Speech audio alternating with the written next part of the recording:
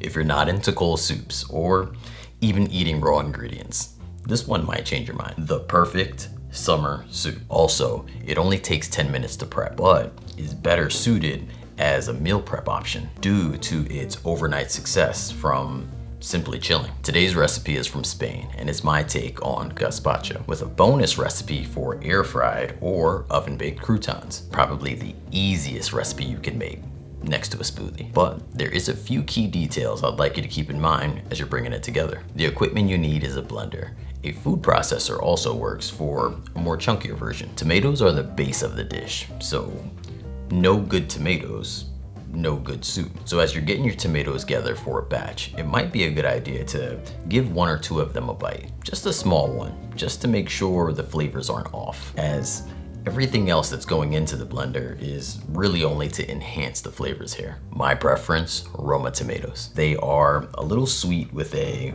bit of a tang for an undertone. And although the skin is really thick, it's not really bitter, so no need to remove it. Unlike the English cucumber, which has thinner skin than the American cucumber, but should be removed to avoid that bitterness developed in the soup. There's a lot of nutrition within the skin though, so as long as you're repurposing it, you know, either as compost inside your dirt or, you know, incorporating it into a smoothie, then it really doesn't go to waste. Garlic, onions, you don't want to add too much of either or. I am so in love with garlic. I can't really even believe I'm saying this. These ingredients are sharp in flavor. The goal is to keep the soup from becoming a bowl of smelling salts. Speaking of salts, the spices are where you can have a ton of fun at. Right here, you can kind of steer the recipe into a direction of your preference. Tomatoes in general go really great with herbs. Rosemary, oregano, thyme,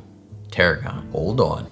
I would encourage you to make it this way first. And then after tasting, use that information to, you know, navigate accordingly. As for our acids, the sherry, the balsamic, the lime, each of these play a crucial role, and the vinegars have an outstanding shelf life. But say you don't have sherry and you do have balsamic, you can use that to fill in the taste. And while not exactly the same, you will get similar results. Lastly, our bread is by far one of the biggest difference makers in the recipe. If you're gluten-free, you can use a gluten-free bread to substitute here. Although I wouldn't go with any strong flavored breads. So anything with like high grain, whole wheat, sourdough, the bread is being used as a thickener that will also give body to the gazpacho. Also, a little added smoothness. Not smoothness as in creamy, smoothness as in delicious. Plus, the rest of the bread you can chop up and make croutons. This full recipe can be found linked in the description or at my website, makeitdairyfree.com. Check out my membership program, grab a t-shirt or something like that from my shop. Stay amazing. That one's a requirement. I appreciate you. Thank you so much for watching. Until next time, believe in good. Peace.